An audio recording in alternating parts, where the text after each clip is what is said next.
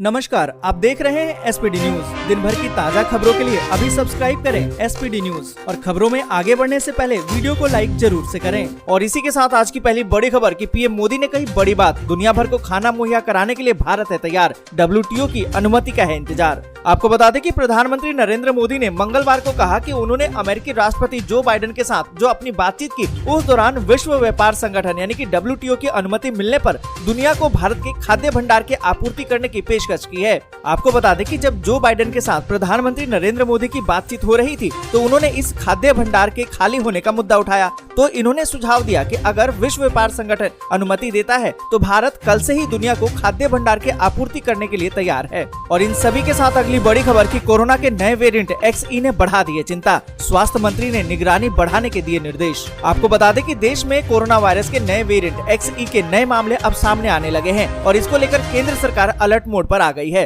केंद्रीय स्वास्थ्य मंत्री मनसुख मंडाविया ने कहा कि नए वेरिएंट XE पर देश के प्रमुख विशेषज्ञों के साथ बैठक बुलाई है और मामले की गंभीरता पर विचार किया जा रहा है। स्वास्थ्य मंत्री ने अधिकारियों को कोरोना वायरस के नए स्वरूप को लेकर निगरानी और सतर्कता बढ़ाने के निर्देश भी दिए हैं। और इसी के साथ अगली बड़ी खबर की राजधानी दिल्ली में बढ़ रहे कोरोना के मामले, पॉजिटिविटी रेट में भी उछाल, सीएम केजरीवाल ने कही ये बात। आपको बता दें कि देश में एक बार फिर से कई राज्यों में कोरोना के मामले बढ़ते नजर आ रहे हैं, जिनमें राजधानी दिल्ली भी शामिल है। इसको लेकर केंद्रीय स्वास्थ्य सचिव राजेश भूषण ने दिल्ली, महाराष्ट्र समेत कुल 5 राज्यों को चिट्ठी भी लिखी है। राजधानी में बढ़ते कोरोना मामलों को लेकर अब दिल्ली के सीएम केजरीवाल का बयान सामने आ गया है। यहाँ पर आपको बता दें कि दिल्ली के मुख्यमंत्री अरविंद केजरीवाल ने कोरोना के बढ़ते मामलों पर कहा है कि घबराने की कोई जरूरत नहीं है, हम लगातार हालात पर नजर बनाए हुए हैं, अगर हालात काबू से बाहर होते हैं तो हम इसको लेकर जरूरी कदम उठाएंगे। और इसी के साथ अगली बड़ी खबर की पीएम किसान सम्मान निधि के लिए eKYC हुई अनिवार्य, अब किस्त के लिए स्टेटस की जानकारी करनी होगी अपडेट। आपको बता दें कि पीएम किसान योजना के तहत अगली किस्त का इंतजार कर रहे करोड़ों किसानों के लिए बड़ी खबर है।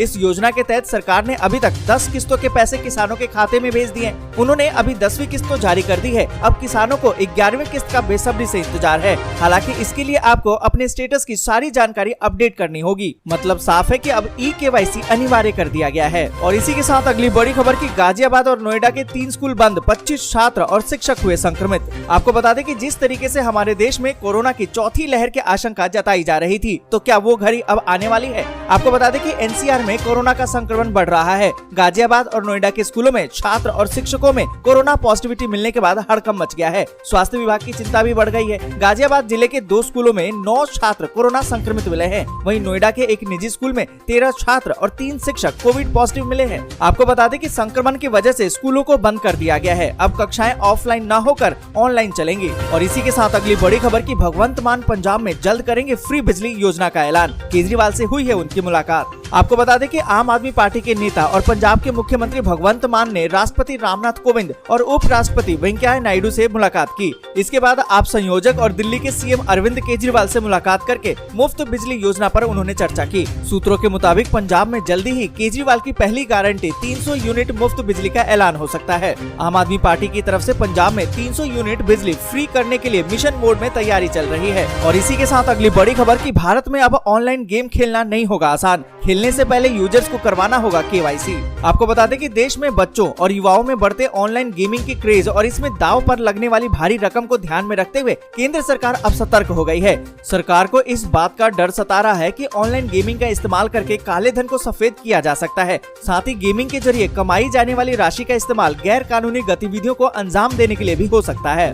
इन्हीं सभी बातों को ध्यान में रखते हुए केंद्र सरकार ऑनलाइन गेमिंग और इससे जुड़ी गतिविधियों को कानून के जद में ला सकती है। इसलिए अगर कोई गेम खेलना चाहता है तो उसे अपना KYC करवाना होगा, इसके बाद ही लोग आसानी से गेम खेल सकेंगे। और इसी के साथ अगली बड़ी खबर की रेल यात्रियों के लिए बड़ी खुशखबरी, अब ट्रेन में अनारक्षित टिकट पर कर सकेंगे यात्रा, बस ये होगी छोटी सी शर्त। आपको बता दें कि रेल यात्रियों के लिए बड़ी खुशखबरी है, अब वे मेल और एक्सप्रेस ट्रेनों में अनारक्षित टिकट पर भी सफर कर सकेंगे। शर्त बस ये होगी कि वो टिकट ऑनलाइन ही खरीदना होगा। लॉकडाउन के बाद संक्रमण के खतरे को भांपते हुए ट्रेनों में अनारक्षित टिकट सेवा बंद कर दी गई है। स्थितियां सामान्य होते ही लगभग 1.5 साल के लंबे अंतराल पर ये सेवा कुछ ही ट्रेनों में बहाल की गई है। इससे आम आदमी को राहत मिलने की उम्मीद है। और इसी के साथ अगली बड़ी खबर की दिल्ली के बुजुर्गों के लिए बड़ी खुशखबरी, मुफ्त में तीर्थ यात्रा कराएगी केजरीवाल सरकार। आपको बता दें कि दिल्ली के मुख्यमंत्री अरविंद केजरीवाल ने कहा कि उनकी सरकार राजधानी में वृद्धाश्रमों में रहने वाले वरिष्ठ नागरिकों को मुफ्त में तीर्थ यात्रा पर भेजेगी। आपको बता दें कि पूर्वी दिल्ली के क्रांति नगर में बाबा साहब डॉक्टर भीमराव अंबेडकर वरिष्ठ नागरिक गृह के उद्घाटन के अवसर पर ये बात केजरीवाल ने कही। उन्होंने कहा कि हमें उम्मीद है कि हमारे बुजुर्गों को अभी भी अपना घर नहीं छोड़ना पड़ेगा, लेकिन अगर किसी कारणवश उन्हें ऐसा करना पड़े तो हम उनका पूरा ध्यान रखेंगे और साथ ही उन्हें खुश रखने की पूरी कोशिश करेंगे। हम उन्हें यहाँ घर जैसा ही माहौल देंगे।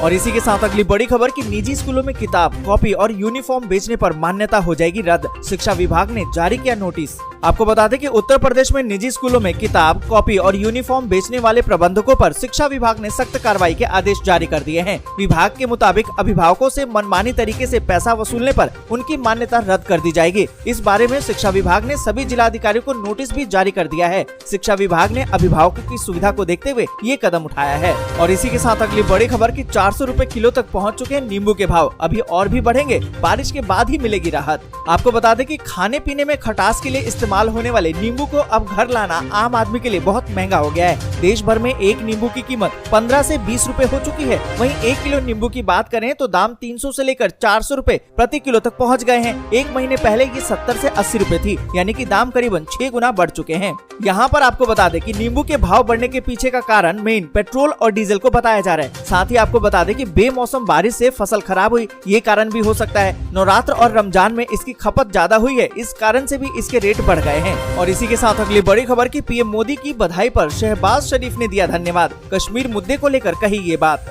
यहाँ पर आपको बता दें कि पाकिस्तान के नवनियुक्त प्रधानमंत्री शहबाज शरीफ ने भारतीय प्रधानमंत्री नरेंद्र मोदी को उनके द्वारा दिए गए शुभकामना संदेश के बदले में धन्यवाद कहा है। शहबाज शरीफ ने कहा है कि पाकिस्तान भारत के साथ शांतिपूर्ण और सहयोग वाले रिश्ते का इच्छुक है। पाकिस्तान भारत के साथ साथ जम्मू कश्मीर समेत सभी लंबित मुद्दों का शांतिपूर्ण समाधान सबसे जरूरी है। और इसी के साथ अगली बड़ी खबर की आर्थिक मंदी के बीच श्रीलंका हुआ डिफॉल्टर। विदेशी कर्ज चुकाने में जताई असमर्थता, कहा कि डॉलर में भुगतान की स्थिति नहीं। आपको बता दें कि इतिहास के सबसे बड़े आर्थिक संकट से जूझ रहे श्रीलंका के हालात सुधरते दिखाई नहीं दे रहे हैं। चीन समेत कई देशों के कर्ज के जाल में फंसे द्विपक्षीय देश ने मंगलवार को एक बड़ी घोषणा करते हुए घोषणा की है कि वो अंतर्राष्ट्रीय मुद्रा कोष से फंड को लेकर कोई निष्कर्ष निकालने से पहले ही 51 अरब डॉलर यानी कि 3,88,000 करोड़ रुपए के विदेशी कर्ज को चुकाने में असमर्थ है। आपको बता दें कि देश की विदेशी मुद्रा संकट के बीच पेट्रोलियम की कीमतें आसमान छू रही हैं। रिपोर्ट की माने तो श्रीलंका की सरकार के पास पेट्रोल और डीजल खरीदने के लिए